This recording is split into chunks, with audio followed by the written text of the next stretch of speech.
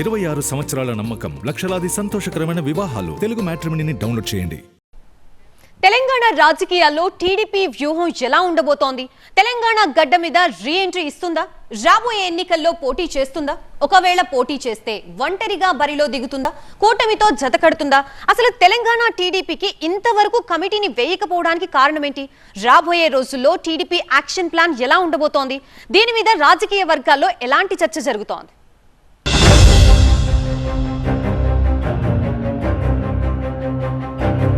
గత కొంతకాలంగా తెలంగాణలో మౌనమే వ్యూహంగా టీడీపీ సాగుతోంది. 2023లో జరిగిన అసెంబ్లీ ఎన్నికల కంటే ముందు నుంచి తెలంగాణ టీడీపీ అధ్యక్ష పదవి ఖాళీగా ఉంది.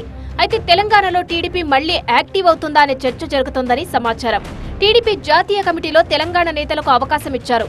మరోవైపు తెలంగాణలో పార్టీకి కొత్త కమిటీని వేయాలని అక్కడి తమ్ముళ్లు టీడీపీ హైకమాండ్ ను కోరుతున్నారని, చంద్రబాబుపై ఒత్తిడి తెస్తున్నారని తెలుస్తోంది. అంతేకాకుండా గ్రేటర్ హైదరాబాద్ లో తెలుగుదేశం ప్రజాపదం అనే కార్యక్రమాన్ని నిర్వహిస్తున్నారు.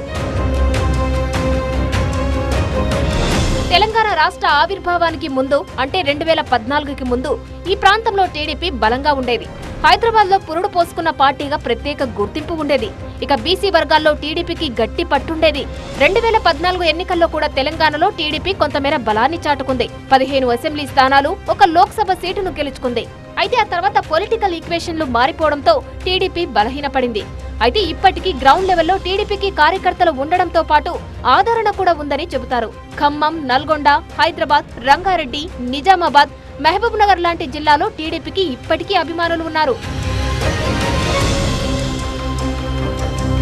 అయితే రాబోయే ఎన్నికల్లో తెలంగాణ నుంచి టీడీపీ పోటీ చేస్తుందా లేదా అనే టాపిక్ మరోసారి తెరపైకి వచ్చింది.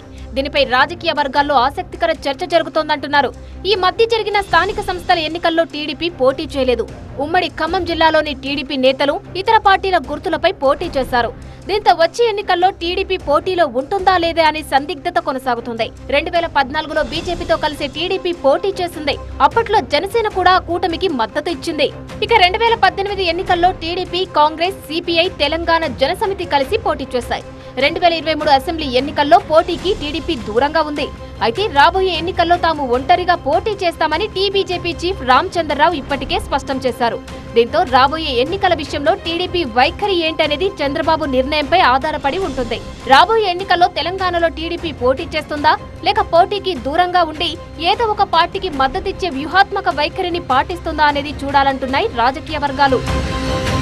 26 సంవత్సరాల నమ్మకం, లక్షలాది సంతోషకరమైన వివాహాలు. తెలుగు మ్యాట్రిమోనీని డౌన్లోడ్ చేయండి.